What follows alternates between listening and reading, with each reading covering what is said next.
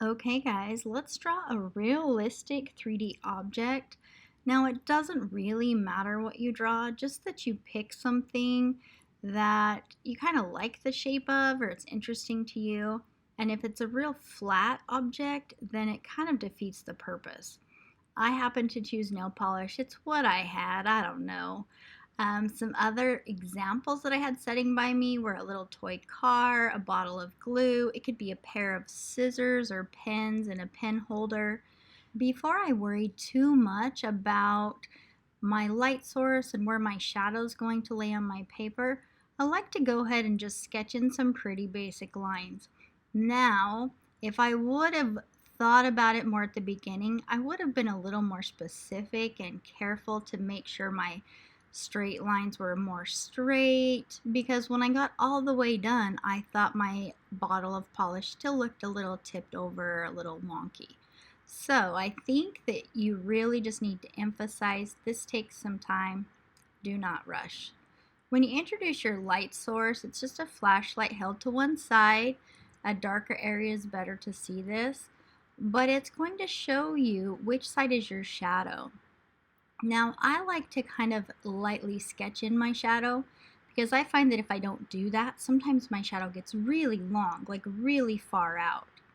Now, right where your shadow touches your object, it should be black, like as dark as you can get it.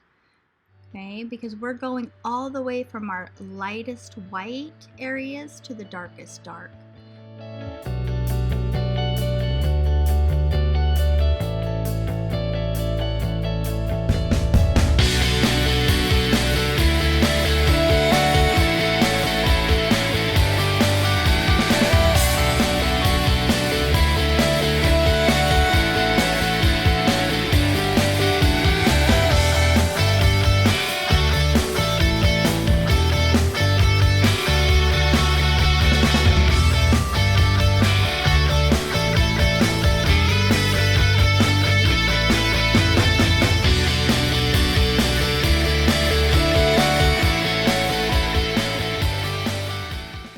Put my light source away when I have quite a bit of graphite down on my paper.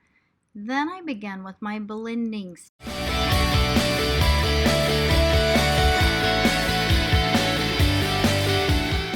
This blending stump was completely clean when I started, so I had to get a little graphite on it. I started with my darkest shadow area, gently rubbed it around. I'm careful not to go too many times in just one direction, or I'm going to get kind of just another type of line on it.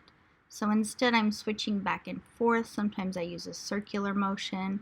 I know that one end of my blending stump has more graphite on it than the other.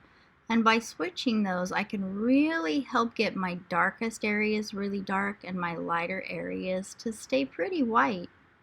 Using a blending stump is not a fine-tuned machine. It's kind of big, it can be cumbersome. There's a chance that you're going to get some of that graphite where you don't want it. So we have two options. One is a kneaded eraser. It's kind of fun. It looks like gum or silly putty. When you stretch it, the graphite falls out. Then I can actually rub it and use it like an eraser, or I can just press it down in different areas and it will pick up part of that graphite off the paper. Now, if I do use it like an eraser, it's gonna make a really sharp line, and I don't want that for a shadow. That's when I go back to my blending stump. The other type of eraser I like to use is an eraser stick. This is just like the white baby erasers that we use, but it's in a form of like a pen where you click it to have more of it come out, like our lead pencils. And it usually has a pretty good edge on it, so I can erase some of the smaller things in my drawing.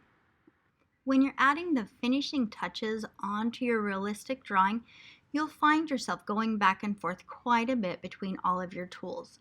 This is perfectly normal. It's how we get things very perfect to our liking.